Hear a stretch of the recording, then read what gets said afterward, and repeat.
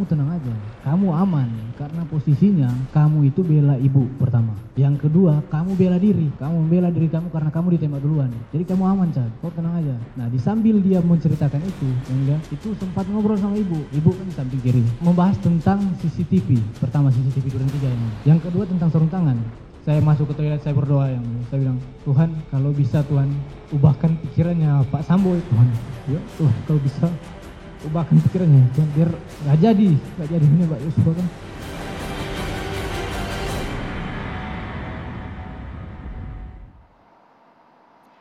Selamat malam pemirsa, Anda menyaksikan Dua Sisi bersama saya Dwi Anggia. Pemirsa, publik kemarin dikejutkan dengan beberapa keterangan atau kesaksian dari Richard Eliezer atau Baradae dalam sidang yang untuk pertama kali Richard kemarin hadir sebagai saksi untuk terdakwa Ricky Rizal dan Kuat Ma'ruf.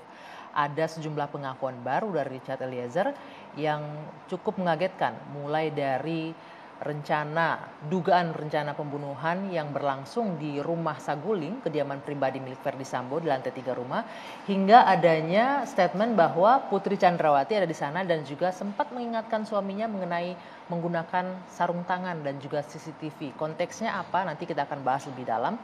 Dan juga yang mengejutkan lainnya adalah kemunculan wanita misterius dari keterangan Eliezer. Siapakah wanita ini? Adakah kaitannya dengan rangkaian peristiwa ini? Kami akan diskusikan lebih dalam di Dua Sisi malam hari ini, termasuk juga perbedaan keterangan kesaksian antara Eliezer dengan Ricky Rizal dan juga terdakwa lainnya. Saya Dwi Anggia akan menghadirkan selengkapnya untuk Anda di Dua Sisi.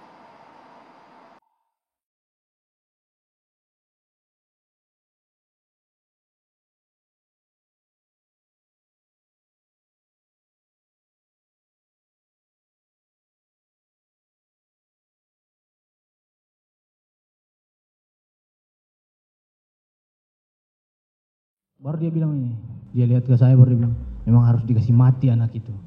Dia bilang begitu ke saya, Yang Mulia. Baru saya diam kan, Yang Mulia, saya kaget juga, Yang Mulia. Baru dia dekat begini, nanti kau yang tembak Yosua ya, karena kalau kamu yang tembak Yosua, saya yang akan jaga kamu. Tapi kalau saya yang tembak, tidak ada yang jaga kita, dia bilang begitu. Dia langsung jelaskan skenarionya di situ, Yang Mulia. Jadi gini, Cad, skenarionya di Duren 3, ibu dilecehkan Joshua. Ya. Baru ibu teriak, kamu dengar, kamu respon, Joshua ketahuan, Joshua tembak kamu tembak balik ke Joshua yang mati. Kamu membela diri kamu karena kamu ditembak duluan. Jadi kamu aman, Cad. Kau tenang aja. Nah, di sambil dia menceritakan itu, Yang Mulia, itu sempat ngobrol sama ibu membahas tentang CCTV. Pertama CCTV Duren 3, Yang Mulia. Yang kedua tentang sarung tangan. Sampai bapak ada sempat kayak bisik juga ke ibu kayak, udah tenang, pakai sarung tangan.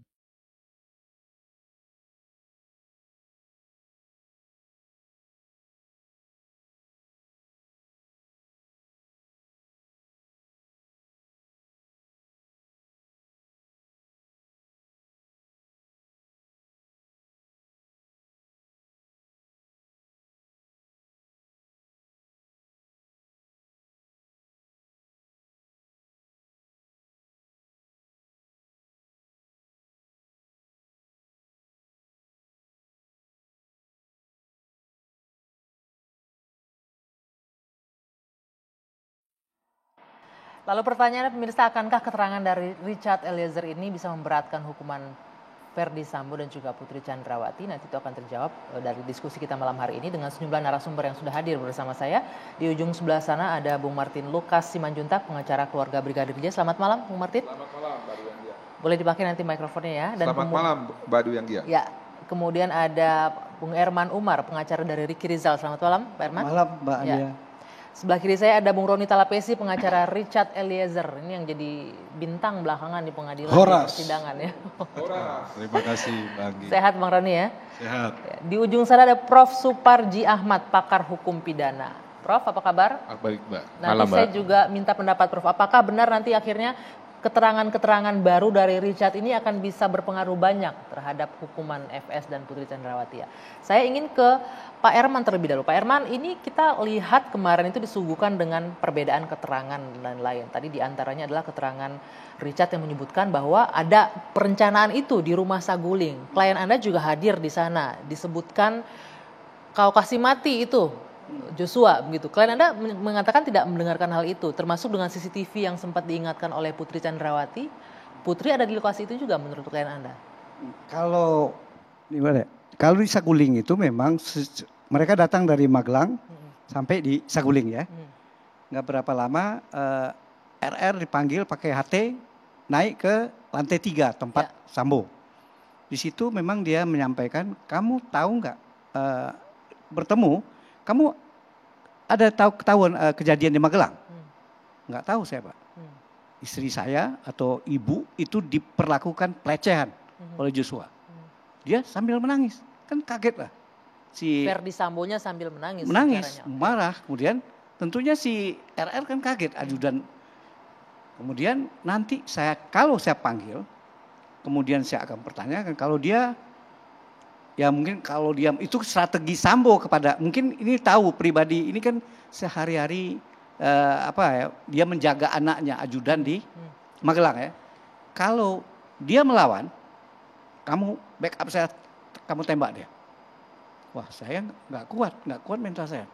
Itu ucapannya dia. Bahasanya tembak, bukan kasih mati, bukan amankan saya, tembak. Bukan jaga saya. Iya tembak. Jadi kalau berani menembak dia gitu. RR sama ya sepemahaman bahwa dia mendapatkan perintah untuk menembak begitu. Langsung menembak reverse to Joshua, nembak Joshua gitu. Oke. Dia jawab dia nggak kuat mental dan tidak berani. Oke, setelah itu dia diperintah untuk memanggil Richard. Richard waktu dipanggil itu kumpul sama para ajudan lain. Sehingga dia menyampaikan itu hanya berbisik aja. Richard, kamu dipanggil Bapak. Kemudian ya ada apa Bang? Nggak tahu, pokoknya panggil. Nah, naiklah ke atas. Kemudian sempat ada pertanyaan banyak. Kenapa kok saudara Ricky, kenapa tidak nyampein ke Richard? Kamu dipanggil tadi, saya disuruh nembak. Saya kan nggak mungkin, ini ajudan-ajudan yang lain gitu kan. Oke, kemudian naiklah si Richard. Nah, itulah fakta yang dia terima. Tentu yang di atas tentunya urusan Richard lagi yang berbicara dengan Sambo gitu. Jadi khusus awal itu perencanaan yang disampaikan itulah awalnya gitu.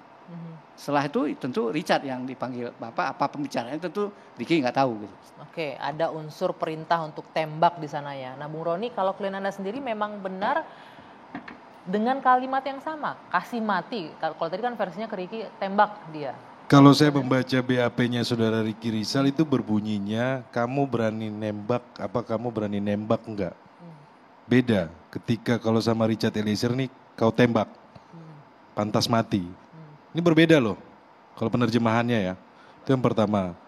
Yang kedua, kalau kita sampaikan terkait dengan yang tadi disampaikan oleh senior saya, Bang Herman, terkait dengan sampai kau tembak, kemudian memanggil Richard Eliezer ya.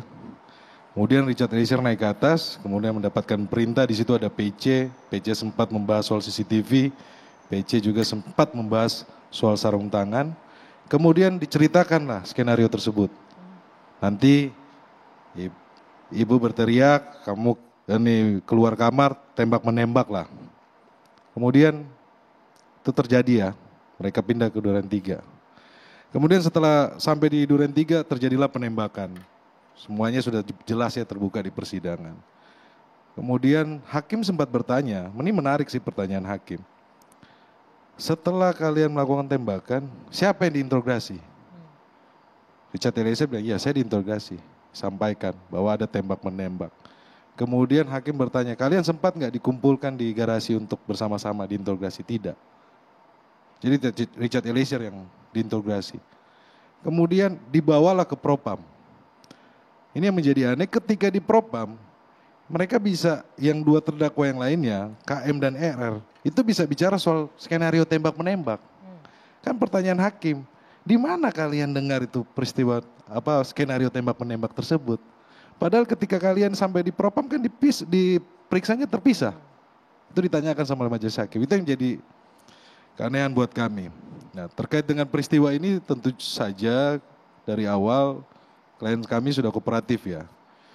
Kemudian keterikatannya karena menjadi seorang justice collaborator dan kewajibannya dia untuk mengungkap fakta yang sebenarnya ini dibuktikan dari proses penyidikan, kemudian proses di persidangan, dia buktikan ya, bahwa dia konsisten. Kewajibannya dia laksanakan tersebut kami hargai. Tinggal hak-hak dia sebagai justice collaborator, kami akan menunggu. Sampai saat ini kan kami melihat bahwa LPSK ikut mendampingi dengan segala fasilitas yang diberikan, itu kami apresiasi. Oke, Pak Herman, tadi disebutkan dari mana tuh klien Anda tahu skenario itu, padahal diperiksanya terpisah waktu di propam itu. Apakah disampaikan kepada Anda dari mana taunya itu?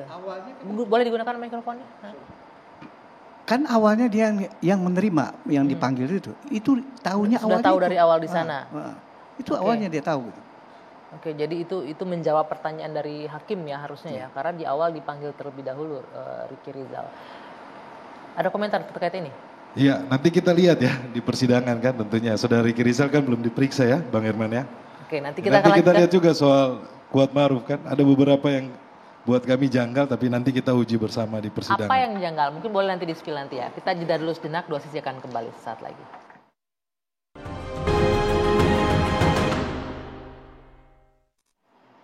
Ya, saya lanjutkan kembali perbincangan Bu Roni. Ini klien Anda kan menjelaskan bahwa ketika dipanggil ke lantai 3 Rumah Saguling itu menyebutkan diminta ya untuk melakukan penembakan. Langsung tolong ditembak gitu kan. Jelas clear perintahnya seperti itu. Kan sudah lihat itu ya, di media. Dan juga Richard menyebutkan Putri Chandrawati ada di sana, kemudian sempat membisikkan ke Sambo mengenai sarung tangan dan CCTV. Ini saya mau disclaimer dulu, kami juga mengundang kuasa hukum dari Putri Chandrawati tapi tidak bisa hadir pada malam hari ini karena kita memang membutuhkan ini untuk konfirmasi ya, tapi sayangnya tidak bisa hadir malam hari ini.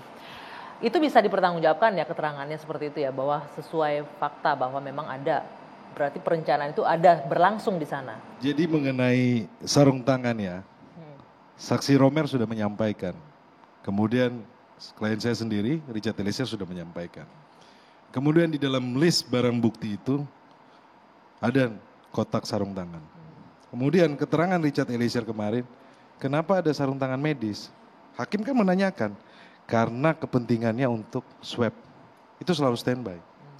Ini kan sebenarnya sudah menjadi petunjuk ya kalau saya bilang, tapi saya tidak bisa menyimpulkan bahwa. Walaupun dalam konteks ini saya melihat beberapa keterangan kuasa hukum FS dan PC menyebutkan dari foto dan CCTV tidak terlihat katanya menggunakan sarung tangan. Jadi memang ini Mbak Anggi, itu kan ada CCTV Mbak. Ya. Saya pikir bahwa Ferdi Sambo tahu itu ada CCTV, sehingga dia memberhentikan mobil, tertutuplah CCTV tersebut. Kemudian kalau dilihat itu ada saudara Romer berlari.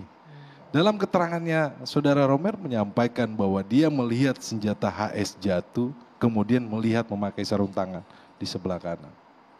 Kalau kita lihat ya, karena terhalang dengan mobil ya, kemudian Ferdi Sambo ini berjalan. Kalau diperhatikan secara detail, tangannya Ferdi Sambo itu dimasukin dalam saku. Jadi nggak kelihatan juga dia pakai sarung tangan atau tidak gitu ya? Dugaan kami ketika masukin di saku itu sarung tangan itu udah dilepas, udah diturunin. Oke. Nah, kemudian kan gini, makanya kemarin hakim menanyakan kepada Baradae atau Richard Eliezer, kenapa ada sarung tangan medis? Ya memang karena di rumah untuk kepentingan PCR. Itu mengenai sarung tangan. Oke. Mengenai CCTV Mbak Anggi, saya mau bahas sedikit. Ini menarik soalnya. Jadi saya setelah mengikuti proses kasus ini, saya baru mengerti kenapa dipilih Rumah Duren 3. Karena keterangan yang lainnya ya, saya juga sempat menanyakan kepada Richard Eliezer, Duren 3 apakah memang tidak ada CCTV? Memang tidak ada, udah rusak, dia dengar dari almarhum. Itu pernah disampaikan ya, karena itu bukan rumah tinggal lagi, itu cuma rumah singgah. Jadi kenapa sampai bisa ke Rumah Duren 3? Ini karena keterkaitan ada CCTV. Mereka memilih Duren 3 itu karena tidak ada CCTV. Dalam artian tanda kutip paling aman lah ya, karena tidak paling ada aman, yang bisa merekam. Nah, karena ini nyambung lagi dengan keterangan Richard Eliezer ketika dari Magelang mereka kan satu mobil. Hakim bertanya kan, di mobil itu ada nggak percakapan? Klien saya sampaikan tidak ada mulia, suasananya tegang, hanya memutarkan musik. Kemudian, ada nggak kamu ngobrol sama PC? Tidak ada mulia. Kamu mendengar nggak? Sebelumnya kamu mendengar nggak PC bertelepon dengan siapa? Saya tidak mendengar cara ini mulia, tetapi memegang handphone. Oh iya, karena memutar musik ya. Kemudian, kamu berbicara dengan saudara PC? Iya mulia. Apa yang kamu sampaikan? Saya menanyakan terkait lokasi PCR. Karena kebiasaan ketika dari balik dari luar kota mereka harus melakukan PCR. Terus kemudian ditanyakan, Ibu izin PCR-nya di mana? PC sampaikan PCR-nya di Rumah Bangka. Karena itu kebiasaannya di Rumah Bangka. Ini kan udah terus terungkap di persidangan sebelum-sebelumnya. Bahwa PCR-nya itu di Rumah Bangka. Di Saguling. Kemudian saudara Richard Eliezer sampaikan kepada Sadam. Karena Sadam menanyakan PCR-nya di mana? Terus Richard Eliezer bilang, PCR-nya bang di Rumah Bangka. Nggak lama kemudian saudara PC merubah di Rumah Saguling. Kemudian Richard Eliezer sampaikan, bang pindah tempatnya di Rumah Saguling. Nah ini kan menjadi tanda tanya kenapa kebiasaannya ada di Rumah Bangka kemudian ada di Saguling. Oke, selain itu juga ada nih kita ingin menampilkan mengenai pernyataan bahwa Ricky ingin menabrakkan mobil ketika dari perjalanan. Mungkin bisa ditampilkan ya dari perjalanan dari Magelang menuju Jakarta. Bisa dihadirkan beritanya? Ya, Eliezer ungkap niat Ricky Rizal ingin tabrak mobil berisi Joshua saat perjalanan Magelang. Ini kapan waktu itu Eliezer mengatakannya? Iya, ini klien saya sampaikan di persidangan ya. Karena begini, klien saya sampaikan kan hakim bertanya, siapa sih ajudannya si PC ini? Ajudannya adalah almarhum Joshua. Yang otomatis kalau PC kemana ajudan kan harus ikut ya. Kan sempat hakim menanyakan, kenapa berpisah mobil? Kenapa ajudan Joshua, harusnya ketika PC di mobil yang di mana gitu harus Joshua ada di situ. Ya. Tetapi ini kok berpisah? Itu menjadi pertanyaan hakim ya. Kemudian yang sebelumnya terkait dengan senjata ya, bahwa saudara Ricky Rizal mengambil senjata tersebut. Ya klien saya menyampaikan kan, karena dia sudah kemarin yang buat saya karena hakim bertanya terus dia sampaikan kan. Kemudian ya terkait peristiwa tersebut ya memang klien saya sampaikan bahwa saudara Ricky Rizal menyampaikan kepada Richard Eliezer mau menabrakkan mobil. Kapan dia menyampaikan setelah kejadian? Setelah kejadian. Okay. Beberapa hari setelah kejadian karena mereka beberapa kali itu dipanggil ke lantai 2. Nah sayangnya di lantai 2 itu CCTV-nya hilang, di lantai 3 CCTV-nya hilang. Itu loh Mbak. Benar demikian Pak Herman bahwa klien Anda sempat berniat untuk menabrakkan mobil yang ada Joshua di dalamnya ketika dari perjalanan. Boleh digunakan mikrofonnya? Kemarin pasti kita pertanyakan. Ya dia mempertanyakan saya mendengar ide untuk melakukan penembakan kepada sini kan di Saguling. Sementara kalau di perjalanan dia berdua. Jadi seperti apa yang saudara si Roni ya? Menyampaikan yang berempat kan PC, Richard, Kuat, Susi itu satu mobil. Kemudian yang berdua Richard Ricky Rizal dia berdua.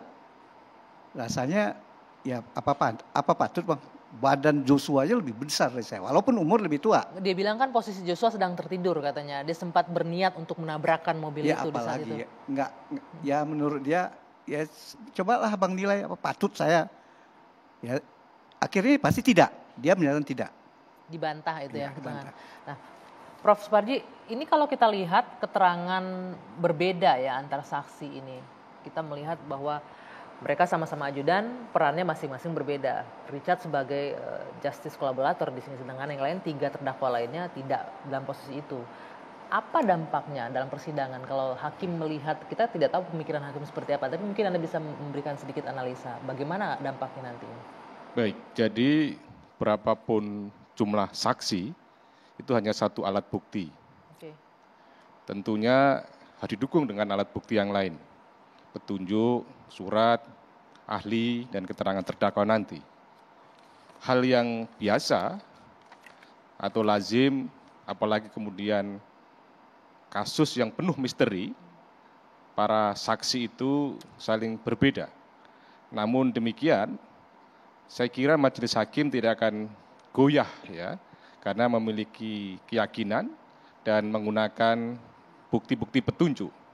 Menurut saya dari persidangan yang sudah berjalan selama ini, itu sudah semakin terang benderang ya, bahwa kan setidaknya ada 2 misteri yang diungkap dalam persidangan ini.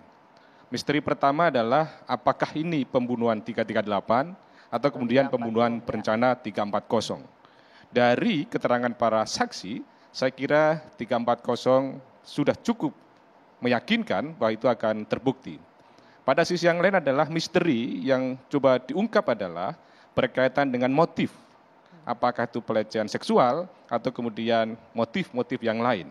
Nah, saya kira sejauh apa yang kita tangkap dalam fakta-fakta persidangan, motif pelecehan seksual itu tidak terkonfirmasi, tidak terbukti, sehingga kemudian tidak bisa digunakan sebagai satu sarana meringankan. Nah, pada sisi yang lain juga misteri yang ingin coba diungkap dalam persidangan ini adalah bagaimana peran para terdakwa ini. Siapa yang menyuruh, siapa yang melakukan, siapa yang turut serta. Sebetulnya kalau kita coba cermati, begitu sederhananya persidangan ini. Apakah pembunuhan berencana, pembunuhan biasa, siapa yang menyuruh, siapa yang melakukan, siapa yang turut serta, dan motifnya apa. Sehingga kemudian hakim akan memperoleh sebuah keyakinan untuk membuatkan suatu putusan. Oke, kalau peran kan kita melihat jelas ya Prof ya, mengenai peran ketika dipanggil ke rumah Saguling lantai 3, unsur perencanaannya terpenuhi dong di sana ya, kalau kita lihat. Nah, menurut saya memang pembunuhan berencana sudah cukup terpenuhi, sudah terkonfirmasi. Bagaimana ada waktu untuk berpikir, ada waktu untuk mempersiapkan, ada kesempatan untuk merancang, bahkan ada skenario untuk menghilangkan itu. Nah, kalau kemudian akan dibantahkan dengan soal sarung tangan, soal CCTV, saya kira tidak terlalu signifikan untuk mematahkan keterlibatan FS. Ya, gitu. Keterlibatan FS dan peran FS. Kalau kita berbicara soal Putri Chandrawati, bagaimana perannya di sini? Sesuai dengan apa yang disampaikan Bang Roni tadi, saya kira kemudian dia mengingatkan soal CCTV, mengingatkan soal sarung tangan, saya kira memberikan petunjuk adanya keterlibatan yang bersangkutan dalam skenario pembunuhan berencana ini. Gitu. Ya, apalagi kemudian seperti tempat ganti baju sehingga dalam rangka untuk menghilangkan jejaknya yang bersangkutan kan itu. Artinya Bung Roni, Pak Herman, klien Anda di sini bisa terjerat dengan pasal pembunuhan berencana ya. Bagaimana Anda melihat ini bahwa kalau saya melihat baik si Saudara Richard maupun klien saya itu adalah korban keadaan. Korban keadaan, dia pangkat yang paling rendah diperintah. Sedangkan dalam fakta, dalam pangkat-pangkat yang tinggi aja nggak berani nolak Sambo, apalagi dia. Tapi kan tidak bisa dengan korban keadaan tidak akan melepaskan segala itu penilaian saya, kan? terserah majelis nanti. Penilaian saya, dia sangat ada peluang dia tidak bisa ya sekarang boleh jadi tersangka. Tapi pada akhirnya berdasarkan fakta yang sampai saat ini ya, tentu nggak tahu fakta. Mohon maaf Bang, pada satu sisi Ricky tidak mampu menolak ya, tetapi pada sisi yang lain Ricky juga sempat menolak ketika tidak kuat untuk melaksanakan eksekusi itu.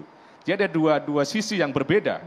Berani menolak ketika untuk menjadi eksekutor, pada sisi yang lain kemudian tidak berdaya untuk kemudian mencegah terjadinya pembunuhan berencana itu tadi.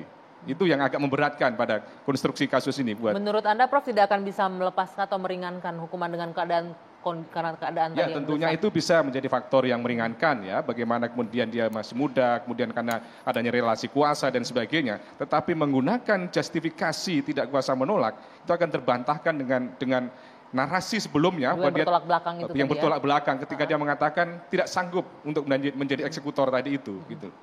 Itu sempat Anda tanyakan juga nggak Pak Herman ke klien Anda? Menarik nih apa Pak ahli bilang. Apakah ahli mengetahui pada saat kejadian, ini ada kejadian pada saat mau eksekusi. Saudara Sambo, kemudian Saudara Richard udah posisi berhadapan-hadapan untuk tembak. Jarak antara si Ricky dipanggil ada 3 meter. Pada saat dia melihat dia udah dengar tembak gitu kan, dia dengar itu.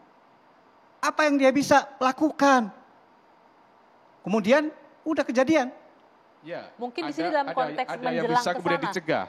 Kalau kita coba lihat dakwaan itu, ketika kemudian sudah direncanakan ada sekarang Pak Ali jangan melihat, kan kita bicara, saya sampaikan fakta itu. Kalau dakwaan itu terlalu jauh, saya udah jauh hari menolak itu. Enggak, ada fakta bahwa perencanaan telah dilakukan dan kemudian almarhum itu masih ada di sekitar rumah yang kemudian mestinya Masih ada kesempatan ada untuk kesempatan menyingkirkan, ya? untuk misalnya almarhum itu pergi atau sembunyi sehingga tidak terjadi pembunuhan itu. Oh, artinya di luar Ya, gitu. di luar pada saat tadi Ya, di kenapa luar itu, waktu gitu. lain tidak disampaikan? Betul. Ya, itu. Silakan.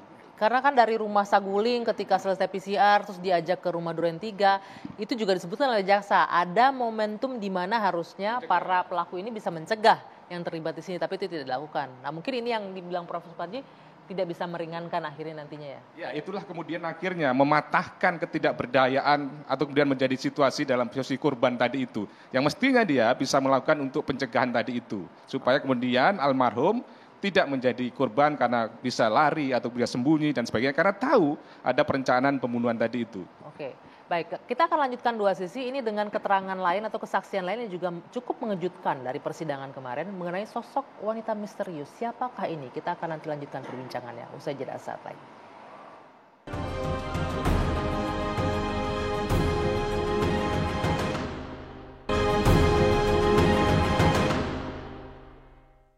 Mampir di kediaman Bangka,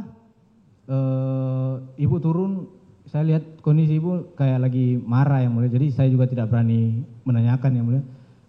Itu ada Mbak Datia juga anaknya ibu, udah masuk semua turun, baru Bang Yos bilang Cat parkir mobil di belakang, saya parkir mobil di belakang, ada mungkin setengah jam kemudian yang mulia Pak Efes pulang, itu yang naik piket sama Pak Efes, Bang Romer sama Sadam yang mulia. Nah pulang mereka, saya biasanya kan kami sambut juga yang mulia di depan kan, nunggu di depan. Jadi kami nunggu di depan, Pak Efes masuk. Pak Efes juga kayak marah-marah juga yang mulia, langsung masuk ke dalam rumah. Ya, habis itu almarhum bilang, Cat nanti ada Pak Elben yang mau datang. Pak siapa? Pak Elben yang mulia, rekannya Bapak yang mulia. Nah kita nggak tahu ada kejadian apa di dalam kan dalam rumah ini. Nanti mungkin sudah sekitar agak 1-2 jam mungkin yang mulia. Baru tiba-tiba ada orang mau keluar dari dalam rumah. Kan pagar kami tutup. Jadi dia ketok dari dalam rumah, dari pagar dari dalam kan. Alfons bilang, saya bilang Apon Pong ada orang mau keluar itu. Dia Apong bukain pagar dari dalam. Tiba-tiba saya lihat ada perempuan yang mulia. Saya tidak kenal yang mulia. Nangis dia yang mulia. Perempuan itu nangis. Baru saya, ini siapa kan? Karena saya memang tidak ada waktu dia datang. Baru saya lihat ke arah dalam ada Ko Elben juga duduk di depan rumah. Baru habis itu perempuan itu bilang mau cari ini drivernya dia kan, cari mobil di mana. Saya lari ke samping, saya panggilin drivernya yang bawa mobil Pajero hitam kalau salah yang mulia. Baru drivernya datang pakai mobil, perempuan itu naik langsung pulang. Di awal kasus ini mencuat kita masih sempat ingat ini dari koleganya Bung Martin yang menyebutkan ya ada pihak ketiga dan lain-lain yang berwajah cantik dan lain-lain. Apakah mungkin ini yang disebut, yang dimaksud oleh timnya Bung Martin? Ya, terima kasih Mbak Dwi. Dari tadi saya menunggu kesempatan untuk berbicara, akhirnya dapat juga ini. Pasti Jadi kan diundang. akhirnya kan semua yang kami sampaikan kan terbukti ya. Jadi bukan asal sembarangan. Terbuktinya gimana? Ya terkonfirmasi bahwa memang ada orang ketiga. Jadi gini Mbak Dwi. Tapi kan kita nggak tahu itu perempuan siapa ya. Sekarang ada perempuan ya. Kalau dalam konstruksi peristiwa ini dia lagi tertangkap tangan gitu ya. Ngapain sih kok perempuan bukan muhrim ya? Bukan istri orang ada di dalam rumah seseorang gitu ya. Dan datang nih istrinya nih, istri orang tersebut yang pemilik rumah.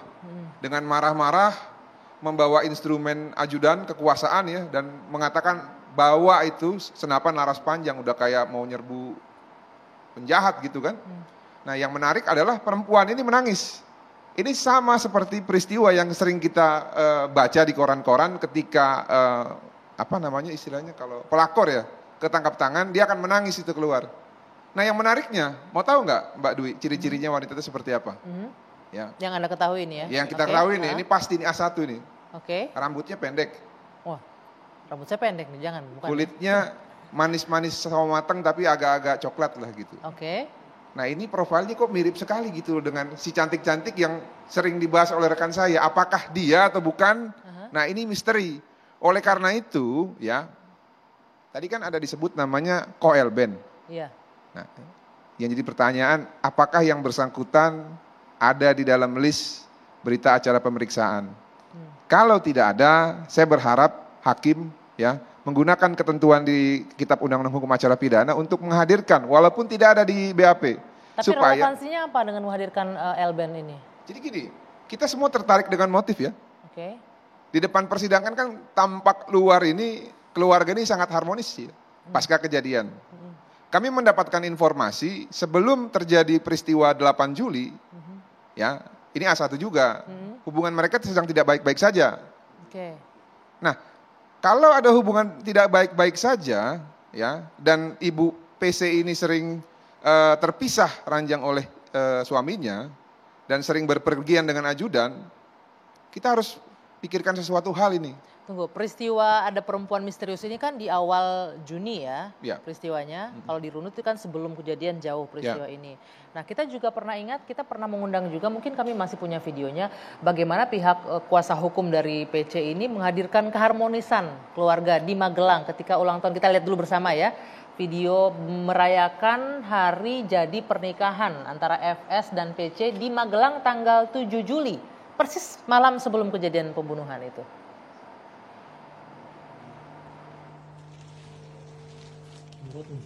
Ya.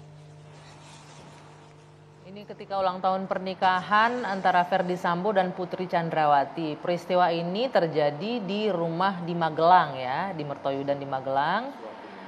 Ini bagaimana kita lihat ini almarhum Joshua dan Ricky Rizal yang membawakan kue. Sementara di ruang tamu di bagian sebelah sana itu ada Ferdy Sambo dan Putri Chandrawati bersama satu orang tamu, rekan dari FS katanya ya. Nah, jadi dari video ini ingin menggambarkan bagaimana yang kita tangkap ya. Kalau publik melihat kan terlihat wah ini keluarga masih harmonis ternyata, masih merayakan hari pernikahan dan lain-lain. Nah, menurut Anda itu terbantahkan dengan rentetan peristiwa sebelumnya? Enggak. Karena ada juga orang yang tampak depan itu harmonis, di belakang ternyata rapuh. Oke. Biasa. Seperti yang saya dapat informasi juga dari rekan di Kompolnas, banyak itu surat-surat pengaduan dari istri-istri ya kepada istri-istri apa nih? Ya pejabat-pejabat yang entah itu aktif atau non aktif mengenai hubungan rumah tangganya, tapi nggak mungkin saya buka di sini. Oke, ya bukan konteks kita juga untuk bukan bahas konteks itu. kita. Nah, kalau dihubungkan dengan yang terjadi dengan peristiwa ini, ada temuan bahwa menurut Eliezer ada wanita idaman lain ya di dalam rumah bangka dan di gap ya, kalau di istilah kita digapin oleh istrinya dengan membawa instrumen ajudan, kan patut dipertanyakan ini. Oke, tapi apakah Eliezer menyebutkan ini tertangkap basah wanita lain, tapi hanya menyebutkan perempuan yang keluar dari rumah itu saja kan? Ya, karena sebelumnya kan disampaikan ketika di rumah Saguling diajak sama almarhum, terus membawa senjata, mereka berkeliling-keliling Kemang, dan suasana tegang, itu kan dijelasin Mbak. Tanpa ada penjelasan, tanpa ada penjelasan lain bahwa ngapain nih suruh bawa dia ajudan sempat menanyakan, senjata. Pasti kepada almarhum. Dong, ngapain tiba-tiba ibu minta bawa ajudan bawa senjata lengkap? Dia sempat menanyakan kepada almarhum lah ikut aja. Oke. Nah, Prof, kalau kita lihat konteks ini, apa sih yang sedang berusaha digali oleh seorang hakim ketika menggambarkan ini kondisi rumah tangga? Sebelumnya juga kesaksian dari ART menyebutkan bahwa terjawablah bahwa mereka sempat pisah rumah ya antara FS dan PC. Apakah ini urgent atau ada relevansinya dengan pengungkapan kasus kalau Anda melihatnya? Tentunya hakim punya pertimbangan ya untuk mendalami suatu fakta berdasarkan keterangan para saksi berkaitan dengan soal kehidupan rumah tangga antara Ibu PC dan FS. Saya kira dimaksudkan dalam rangka untuk mengkonfirmasi tentang motif pelecehan seksual tadi itu. Apakah betul atau kemudian hanya karangan saja? Karena sekiranya terkonfirmasi bahwa mereka ada keretakan di dalam rumah tangga, maka kemudian menjadi tidak cukup rasional kalau ada reaksi tentang pelecehan seksual yang kemudian menjadi begitu emosional. Tetapi sekali lagi ini adalah sebuah asumsi. Tetapi apapun narasi yang berkembang di dalam fakta persidangan, tetap hakim dalam rangka mengkonstruksikan pembunuhan berencana itu tadi itu. Dan ini juga untuk membantah tentang sejauh ini masih ada konsistensi dari penasihat hukum terdakwa bahwa ini adalah karena reaksi terjadinya motif pelecehan seksual tadi itu. Kalau Bung Martin, kalau Anda melihat dengan ada kondisi seperti ini, apakah masih relevan bahwa pelecehan seksual itu dari awal, saya tahu bahwa Anda sudah membantah itu ya, dengan adanya konstruksi seperti ini apakah semakin jelas bahwa ada atau tidaknya pelecehan itu, tapi dijawab nanti. Kita jeda dulu sejenak. Dua Sisi akan kembali sesaat lagi.